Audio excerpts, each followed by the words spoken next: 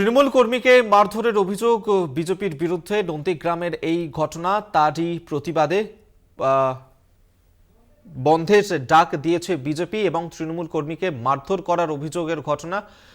গ্রেফতার করা হয়েছে বিজেপি কর্মীকে, তৃণমূল কর্মীকে মারধরের অভিযোগ, তার অভিযোগ এনেছে বিজেপির ওপর এবং বিজেপি কর্মীকে মারধর করা হয়েছে এবং সেক্ষেত্রে বিজেপির তরফ থেকে বন্ধের ডাক দেওয়া হয়েছে। আপনাদেরকে আরেকবার জানিয়ে রাখি, তৃণমূল কর্মীকে মারধরের ঘটনা এবং সেই ঘটনাতেই এক বিজেপি কর্মীকে গ্রেফতার করা হয়েছে, বিনা অপরাধে গ্রেফতার করেছে বিজেপি কর্মীকে, এমনটাই অভিযোগ করা হচ্ছে বিজেপির তরফ থেকে এবং সেই ঘটনার প্রতিবাদ জানিয়েই বন্ধের ডাক দিয়েছে বিজেপি। নন্দীগ্রামের ঘটনা, নন্দীগ্রামে তৃণমূল কর্মীকেই মারধরের অভিযোগ বিজেপির বিরুদ্ধে, সেই ঘটনাতেই পুলিশ গ্রেফতার করে এক বিজেপি কর্মীকে, বিনা অপরাধে গ্রেফতার করা হয়েছে ওই বিজেপি কর্মীকে বলেই অভিযোগ।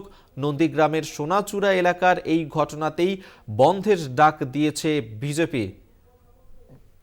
উৎপল সামন্ত আমাদের সঙ্গে টেলিফোনে রয়েছেন প্রতিনিধি। উৎপল, এর ঠিক কি ঘটনা ঘটেছে সেখানে, বিজেপির তরফ থেকে কি অভিযোগ, পাল্টা তৃণমূলই বা কি বলছে?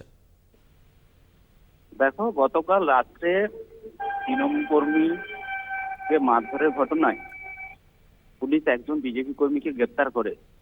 তারই প্রতিবাদে বিজেপি আজকের বন্ধ রাখে। কিন্তু সকাল থেকে যেটা দেখা যাচ্ছে, সোনাচূড়া গ্রাম পঞ্চায়েত এলাকার বিভিন্ন জায়গায় গাছের গুঁড়ি ফেলে বিজেপি কর্মী সমর্থকরা বন্ধ পথ অবরোধে সামিল হয়েছেন।